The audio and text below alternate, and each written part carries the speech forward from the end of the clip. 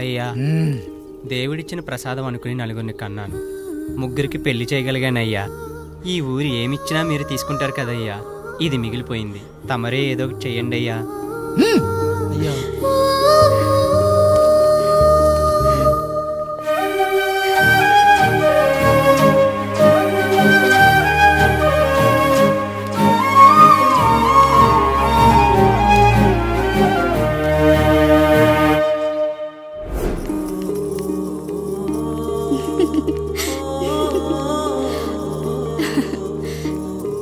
ఈ ఇల్లు, ఆస్తి, ఇంత గొప్ప భర్త, పిల్లలు, చాలా ఆనందంగా ఉందండి.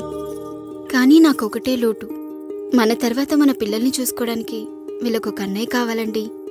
అచ్చం మీ పోలికలతో వీళ్ళకొక అన్నయ్యని కందామండి. నువ్వు అడిగితే కాదనగలనా?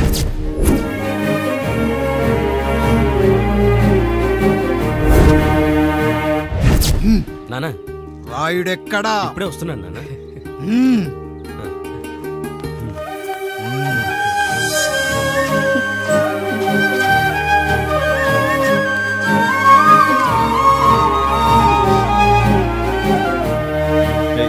చూడరా, మీ అన్న మీద పగ తీర్చుకోవడానికి నీకు ఇదే సరైన సమయం. పర్లేదంటావా? ఏం పర్వాలేదు. అయ్యా. ఎరా రంగా, ఏం కావాలో అడగరా. నీకంటూ ఏమి ఇవ్వలేదు, నువ్వు ఏమి అడగలేదు, చెప్పరా. మా అన్నకు నాకు పడట్లేదయ్యా. తోడ పుట్టినవాడని చాలా సహించాను, అడ్డమైన దానాలు చేసి ఆస్తి మొత్తం పోగొట్టాడు. ఇప్పుడేం కావాలరా? కొద్దిగా ఈ కత్తి తీసుకొని వాడిని చంపి పెట్టండి అయ్యా.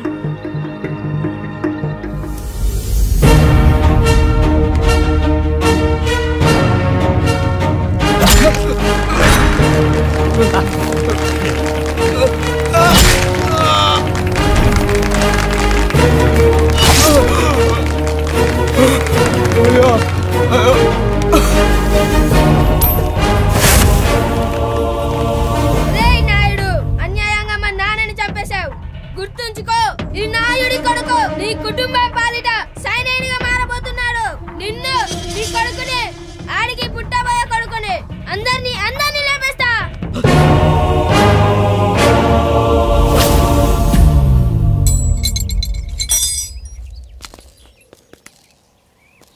ఏం జరిగింది? మీరు హత్య చేసినట్టు ఇప్పుడే సమాచారం అందింది. తగిన సాక్ష్యాధారాలు పరిశీలించిన పిమ్మట మీకు యావజ్జీవ కారాగార శిక్ష, 2000 రూపాయల జరిమానా విధిస్తూ అరెస్ట్ చేస్తున్నాం. అయ్యగారు నా కోసం చేసిన త్యాగాన్ని హత్య అంటుందా మీ చట్టం? ఇదెక్కడ న్యాయం? మనిషికి ఇచ్చిన మాట నిలబెట్టుకుంటే అరెస్ట్ చేస్తారా? ఏ దేశంలో ఉంది చట్టం? నన్ను ఏం చేయమంటారు రాయుడు గారు? 9వ తరగతి చదివి ఊర్లో గాలికి తిరుగుతున్నా నన్ను మీ మనిషి ఒకడు పోలీస్ స్టేషన్లో ఉండాలని నన్ను ఎస్ఐన్ చేశారు. సాటి మనిషిని స్వేచ్ఛగా హత్య చేసుకోవాలని దౌర్భాగ్య స్థితిలో బతుకుతున్నాం మనం.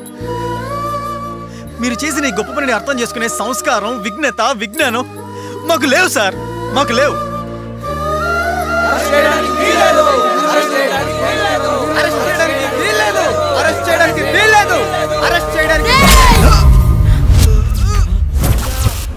నాయుడు గారు,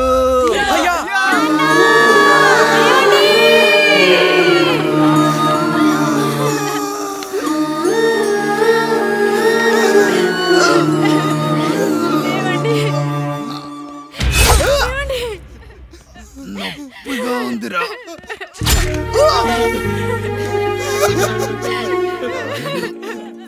సుధా, నేను లేకుండా ఎలా ఉండగా? పర్వాలేదండి, బిడ్డలతో నేను ఉండిపోతాను. అయ్యో, ఈ పాడు సమాజం నిన్ను మనశ్శాంతిగా బతకనివ్వదు. ఇంతమంది పిల్లల్ని చూసుకుంటూ భర్త లేకుండా ఎలా బతకగలం?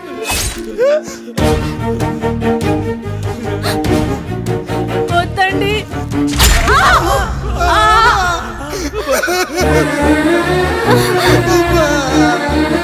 రాయుడు, బిడ్డలు జాగ్రత్త. ఈ రోజు నుంచి వీళ్ళంతా నీ తమ్ముళ్ళు, చెల్లెళ్ళు కాదు, నీ బిడ్డలు.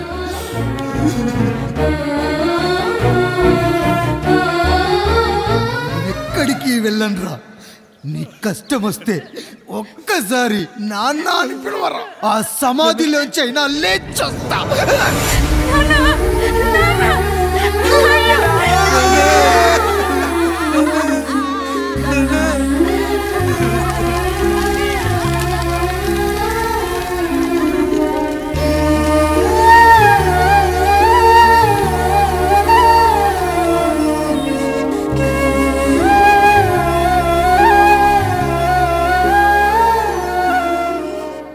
ఇందు మూలంగా 50 మందికి తెలియజేయనిదేమనగా ఊరికి కొత్తగా వచ్చిన యాండ్రాయిడ్ తన తండ్రి పెదరాయుడు అని ఆస్తిలో వాటా పంచమని రచ్చబండిని ఆశ్రయించడం వలన గ్రామ పెద్దలందరూ రేపు 11 గంటలకు రాయుడు గారి ఇంటికి రావాల్సిందిగా కోరుచున్నాము.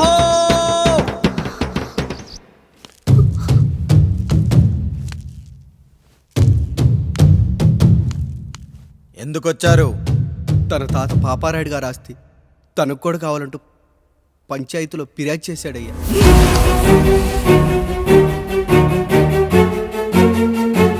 మస్తా గారు ఆ దస్తావేజులు ఇవ్వండి. అయ్యా మరి మా సంగతి ఏంటి? అడగరేంటి? అవునన్నయ్యా, ఈరోజు మీ పన్మేష్ కొడుకొచ్చాడు, రేపు ఆ పాలదాన్ కూతురు వస్తుంది. ఇలా వచ్చినోళ్ళంతా మీ సంతానమేని తెలిసాక అదిగో ఆ కాముడు చెప్పినట్టు మా ఆయన వాటా కిందో బాత్రూము, నాకో సబ్బు బిల్ల, నా పుట్టబోయే బిడ్డకు ఒక బొట్టు బిల్ల, ఇదే మిగులుతుంది. అయినా ఊరి జనాభా కన్నా అన్నయ్య పిల్లల సంఖ్య ఎక్కువైపోతుంది. వాళ్ళందరూ ఇంటి మీదకి వచ్చే లోపు మా ఆస్తి మాకు ఇచ్చేస్తే మా బతుకులు మేము బతికేస్తాంగా. అవునన్నయ్య, మా ఆస్తి మాకు కావాలంతే. ఎవరిని పట్టుకుని ఏం మాట్లాడుతున్నారయ్యా? ఉన్నప్పటి నుంచి ఆయన మిమ్మల్ని సాగుతూ ఉన్నారు. ఈరోజు పెరిగి పండయ్యాక మా దారి మేము చూసుకుంటాం అనడం న్యాయం కాదయ్యా, న్యాయం కాదు. ఏ ఆయన నీకో కొడుకునిచ్చాడా?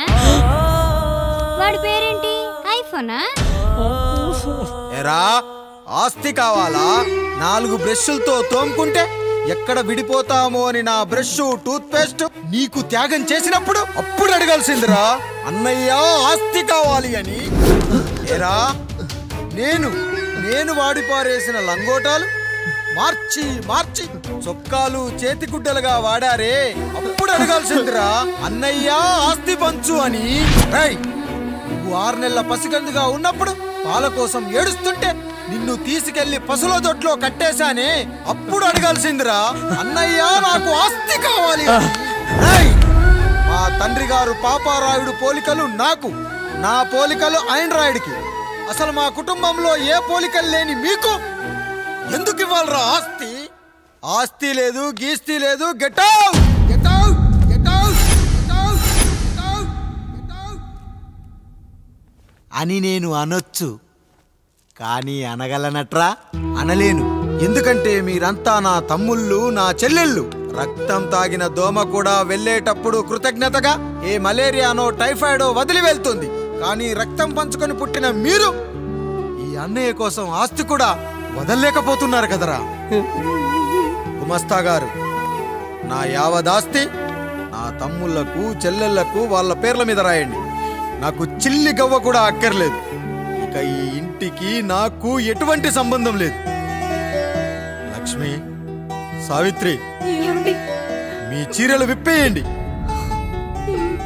ఇక్కడికి వచ్చేటప్పుడు ఏ చీరలు కట్టుకున్నారో వెళ్ళేటప్పుడు కూడా అదే చీరలు కట్టుకోండి.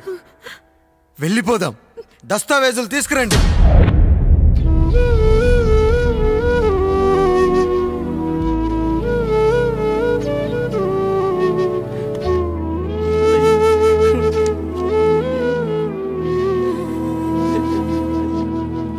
ఇక ఈ ఇంట్లో నా పేరు వినపడితే నా తమ్ముళ్ళు చెల్లెళ్ళు బాధపడతారయ్యా.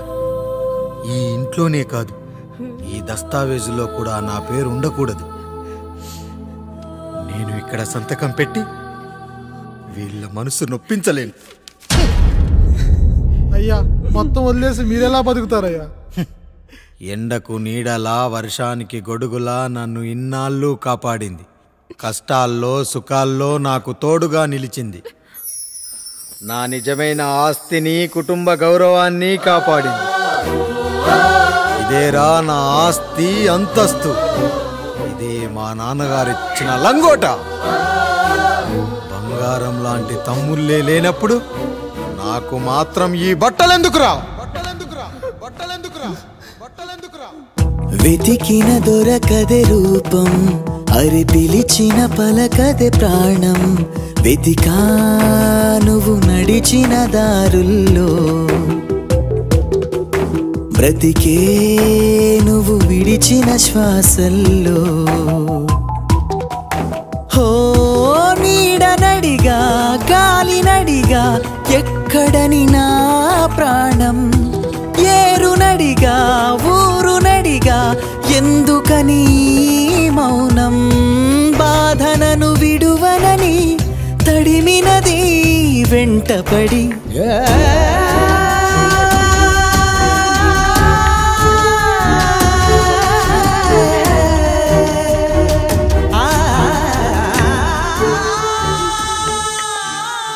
ఏమండి, పప్పులో మీ చెమట పడుతుందండి.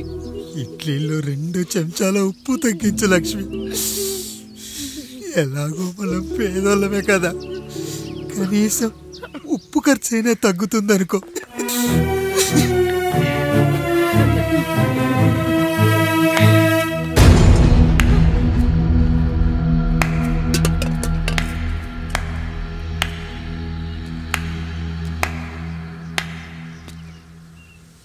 పప్పు రుబ్బుతున్నావా పెదరాయుడు?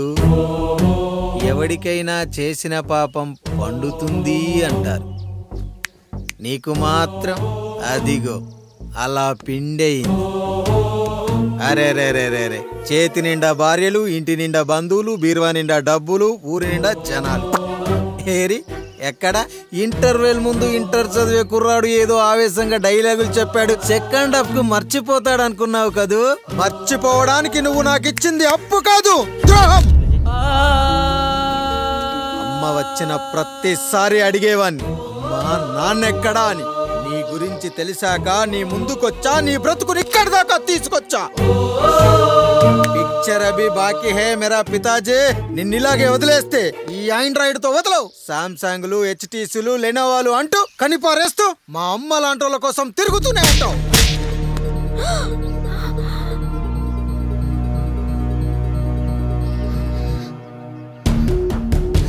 అమ్మా అమ్మా, ఛీ, నన్ను అలా పిలవకురా. ఎవరిని పట్టుకొని ఎన్ని మాటలు అంటున్నావురా?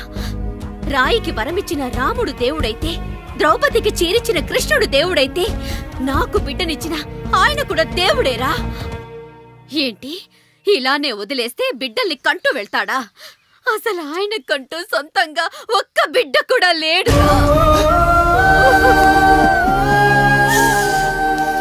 అసలు ఏం జరిగిందో తెలుసా? మీరుండండి అయ్యా, ఉండండి. మొదటి భార్యని చేసుకున్నాక పిల్లలు పుట్టలేదని రెండో పెళ్లి చేసుకున్నారు. ఆవిడకి పుట్టలేదు. మూడోసారైనా తగులుతుందనుకున్నాం, తనకే పుట్టలేదు. పిల్లల కోసం పెళ్ళాలని మార్చాడే కాని వాళ్ళని వదిలేయలేదురా. అదిరా మా పెద్దయ్య మనసు. ఆయన దగ్గర బాణం ఉంది కానీ లేదురా, అసలు నీ తండ్రి ఎవరో నీకు తెలుసా? తెలుసా? ఇదిగో ఈ కాముడేరా నీ తండ్రి. గేదె నల్లగా ఉన్నంత మాత్రాన పాలు తెల్లగా ఎలా ఉన్నాయనే కదరా నీ ప్రశ్న. దానికి సమాధానం చెప్పాలంటే, ఒక వర్షం కురిసిన రాత్రి నేను 9వ నెల బాలింతగా ఉన్నప్పుడు. పండు పండు, ఇదిగో. ఏమిటండి ఇది? నిద్రలేస్తే నేను, బయటికెళ్తే కంట్రోడు, పక్కకెళ్తే పాలేరు, ఎప్పుడూ తిరిగే తాయారు.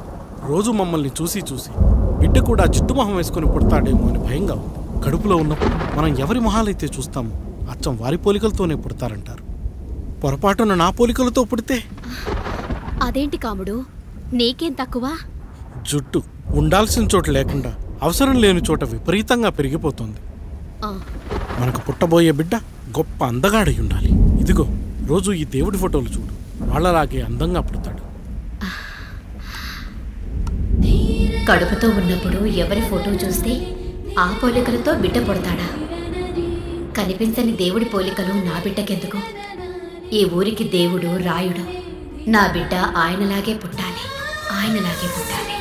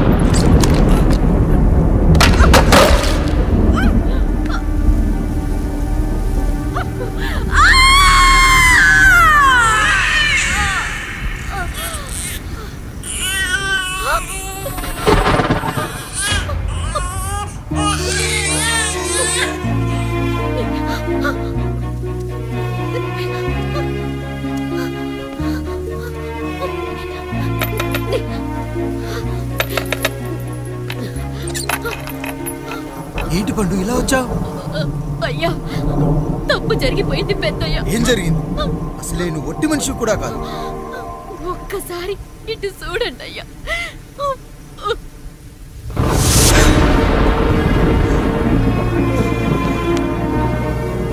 వీడేంటి అచ్చం నాలా ఉన్నాడు? అసలేంటి, ఎందుకు ఇలా జరిగింది? నువ్వు ఎప్పుడైనా చీకట్లో పంపు సైడ్ దగ్గరికి వచ్చావా? మరి అమలాపురంలో శివాలయం దగ్గర రత్నాలు నీకేమైనా అమ్మవుతుందా? పిఠాపురంలో పద్మ, రామాపురంలో లక్ష్మి, కాకినాడలో సుజాత. అయ్యో దేవుడా, అసలు ఇదంతా ఎలా జరిగింది పండు? అయ్యా, ఇదంతా కాముడి వల్లే అయ్యా, కాముడి వల్లే. కాముడా? కాముడు కుటుంబానికి నాకు ఏం గుర్తు రావట్లేదే. ఎన్నని గుర్తు పెట్టుకోగలను నేను మాత్రం. అయ్యా, అది కాదయ్యా.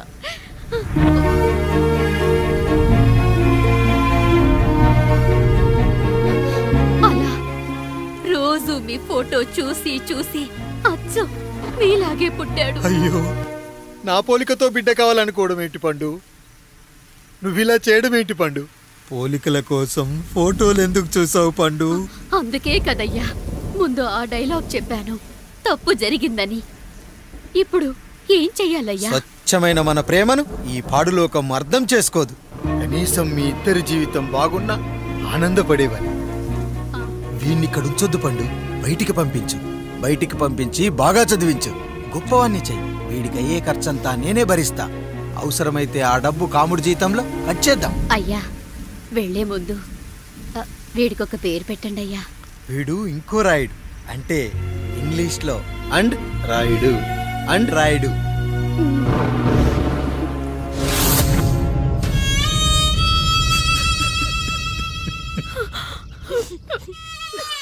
ఇది రా నీ కథ, నా గతం. నిన్ను చదివించడం కోసం ఆయన మీ నాన్న జీతంలోంచి నెలకి 3000, 4000 కోసేసిచ్చేవారు. అప్పుడు ఆయన పడిన బాధ పగవాడు కూడా పడకూడదు. చూసావారా, దేవుడు లాంటి పెద్దయ్యని అనవసరంగా అనుమానించు ఎంత పెద్ద తప్పు చేసావో అర్థమైందా? ఒకడు నిమ్మకాయ పెట్టి పసుపు వేసి ఉప్పు కలిపి పులిహోర చేయొచ్చు, కానీ ఆ పులిహోర ఎప్పటికీ దేవుడి ప్రసాదం. నువ్వు ఆ దేవుడి ప్రసాదం. ఇక ఆయనే మీ నాన్న.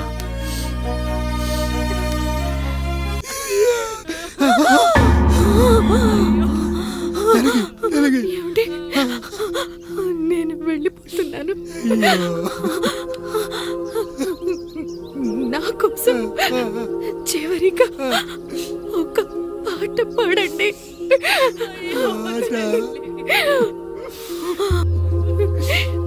ఎల్లరిని ఏదరికి చేర్చిన సంగ్రామం. కష్టాల్లో కూడా మీరు కన్నీళ్ళు పెట్టకూడదండి. వెళ్ళే ముందు అక్కతో కలిసి ఒక మంచి ఊపున్న పాట పాడండి. పాట పాడండి.